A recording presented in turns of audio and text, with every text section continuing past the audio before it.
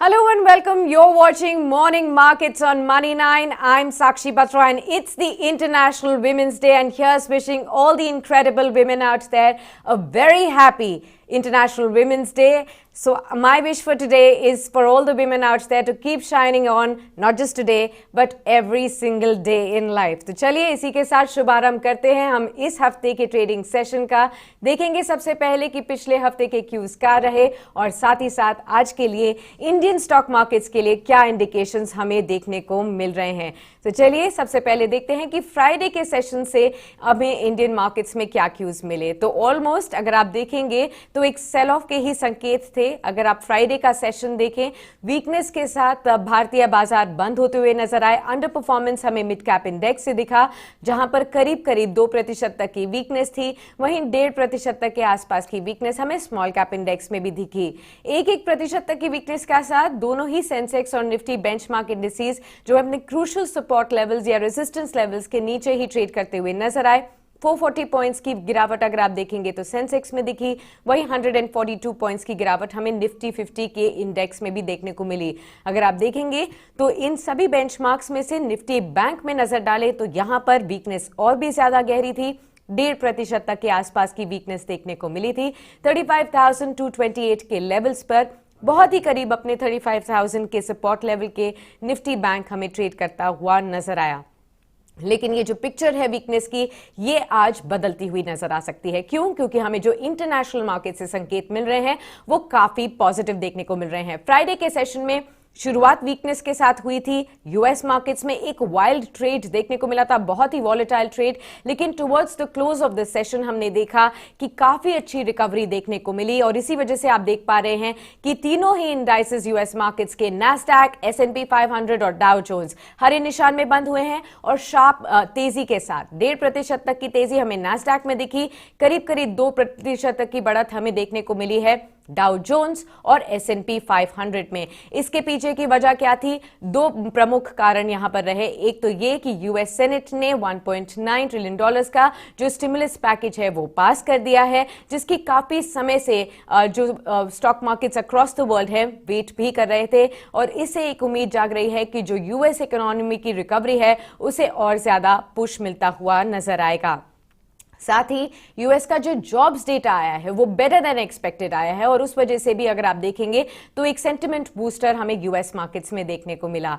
Similar तौर पर अगर आप देखेंगे तो एशियन मार्केट्स में भी बढ़त देखने को मिली। अभी मिक्स ट्रेड देखने को मिल रहा है। अगर आप निकाय को देखेंगे तो 0.64% तक की तेजी के साथ यहां पर ट्रेड हो रहा है, अर्ली ट्रेड। वहीं हैंगसेंग और शंघाई में अभी भी थोड़ा बहुत प्रेशर है, खासतौर पर हैंगसेंग की मार्केट्स में 1.25% तक की वीकनेस देखने को मिल रही है। लेकिन देखना यह होगा कि आगे जाते हुए आज के सेशन में क्या एशियन मार्केट्स में भी जो पॉजिटिव संकेत आए हैं वहां से कुछ ना कुछ बढ़त देखने को मिली है या नहीं। आगे बढ़े तो देखते हैं कि SGX निफ्टी से आज की इंडियन स्टॉक मार्केट्स की शुरुआत के लिए क्या संकेत है। तो शुरुआत पॉजिटिव के साथ है, गैप अप ओपनिंग के साथ इंडियन मार्केट्स की शुरुआत हो सकती है। 0.61% तक की बढ़त यहां पर देखने को मिल सकती है आपको और 15,044 के लेवल्स पर फिलहाल SGX निफ्टी ट्रेड कर रहा है, जो कि इंडिकेट कर रहा है 15,000 से ऊपर की ओपनिंग इंडियन स्टॉक मार्केट्स में निफ्टी मार्केट्स की भी। तो ओवरऑल अगर आप देखेंगे तो संकेत पॉजिटिव इंडिकेशंस के ही हैं। अगर आप डॉलर रुपये में देखेंगे तो रुपए में थोड़ा प्रेशर जरूर है। करीब करीब 26 पैसे की वीकनेस यहां पर देखने को मिली है और 20 पैसे की वीकनेस देखने को मिली है। और अगर आप देखेंगे तो 73 के ऊपर पहुंच चुका है रुपया, यानी कि जो स्ट्रेंथ इन द डॉलर है वो ज्यादा बढ़ती हुई नजर आ रही है। तो थोड़ा बहुत प्रेशर आपको यहां पर देखने को मिलेगा। आगे बढ़ते हैं और देखते हैं कि क्रूड ऑयल मार्केट से क्या संकेत हैं। तो अब देखेंगे कि आप शार्प इंक्रीज हमें देखने को मिला है। इनफैक्ट ये प्लेट्स गलत हैं। अगर आप देखेंगे तो $70 के आगे ही पहुंच चुका है। Will request all the so basically $70 के ऊपर पहुंच चुका है ब्रेंट क्रूड। और इसके पीछे के प्रमुख कारण भी है। ओवर द वीकेंड अगर आप देखेंगे सऊदी अरेबिया की जो ऑयल रिफाइनरीज हैं वहां पर एक मिसाइल अटैक हुआ है, जिसके बाद अगर आप देखेंगे तो बहुत ज्यादा प्रोडक्शन को लेकर कंसर्न्स पैदा होती हुई नजर आए, जिसकी वजह से ऑयल प्राइसेस एकदम ओवरनाइट भी शूट होते हुए नजर आए हैं। फ्राइडे के सेशन में भी अगर आप देखेंगे ऑयल मार्केट्स में ओपेक की बैठक थी, हमने आपको पहले भी बताया था। ओपेक और उनके अलाइज जो कि ऑयल प्रोड्यूसिंग कंट्रीज होती हैं, वो डिसीजन लेते हैं कि आगे जाते हुए क्रूड ऑयल प्राइसेस में प्रोडक्शन, क्रूड ऑयल में कितना प्रोडक्शन होगा, कितना सप्लाई रहेगा। तो अभी तक पैंडेमिक की वजह से उन्होंने सप्लाई कट्स जारी किए हुए थे और ये ही सप्लाई कट्स अप्रैल तक कंटिन्यू करने का उन्होंने फैसला ले लिया है, जिसकी वजह से ऑयल प्राइसेस में फ्राइडे के सेशन में ही $1 के आसपास की बढ़त देखने को मिली थी। उसके बाद अगर आप वीकेंड की बात करेंगे तो $70 के आगे पहुंचता हुआ हमें ब्रेंट क्रूड भी नजर आया है, यानी कि शार्प इंक्रीज हमें ऑयल प्राइसेस में देखने को मिला है। याद रखिए कि इंडियन मार्केट्स के लिए ऑयल प्राइसेस बढ़ना अच्छी बात नहीं मानी जाती है, क्योंकि हम एक ऑयल इंपोर्टिंग नेशन है। तो जिस तरीके से एक शार्प स्पाइक हमें क्रूड ऑयल प्राइसेस में देखने को मिला है, कुछ ऑयल अपस्ट्रीम कंपनीज में जैसे कि ONGC, इन सब में तो अच्छी तेजी देखने को मिल सकती है, लेकिन ओवरऑल अगर आप देखेंगे तो क्योंकि इंपोर्ट बिल में ये इन्फ्लेशन पैदा करता है, फ्यूल प्राइसेस में भी, पेट्रोल और डीजल में भी इसका रिफ्लेक्शन देखने को मिल सकता है।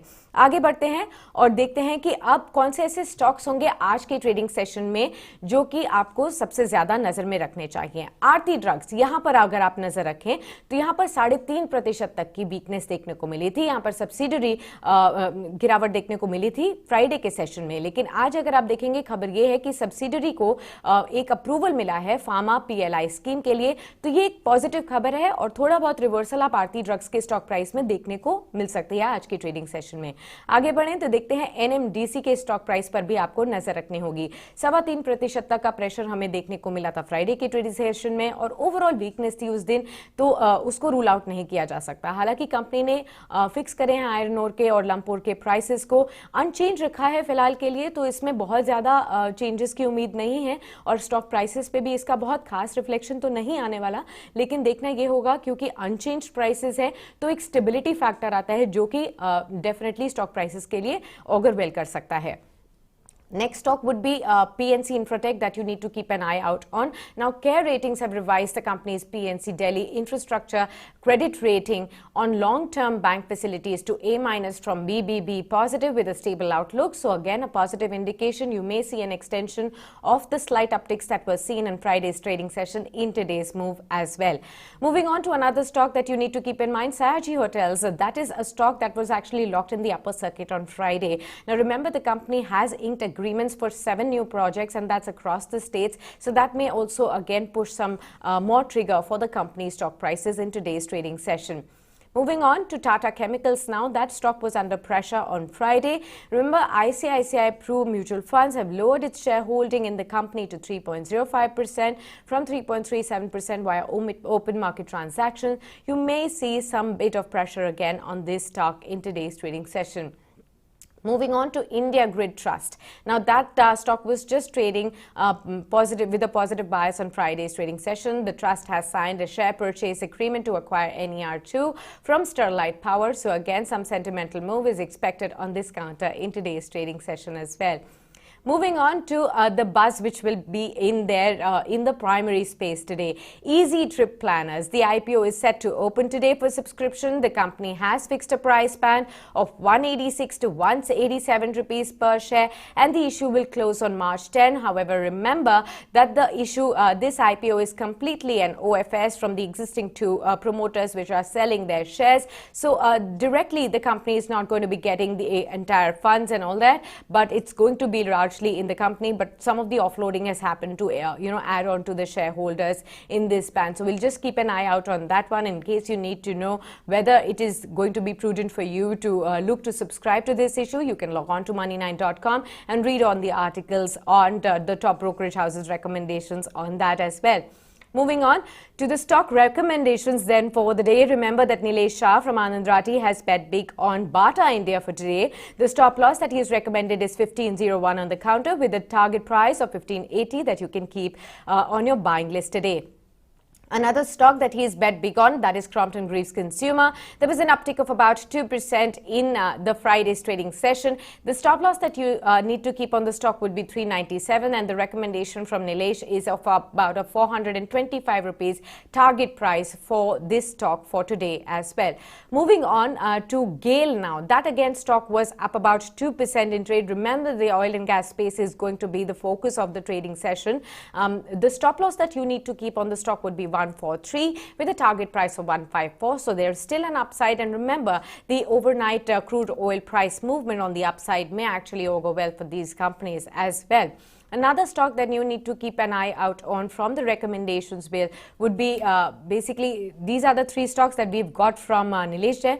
But now Amit Trivedi from Yes Securities has also recommended Century Plyboards as another stock that you need to keep an eye out on.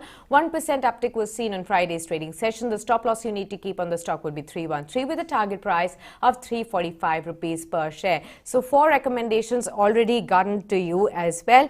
But today is the International Women's Day. And let us show you that this show is completely produced by all women producers too.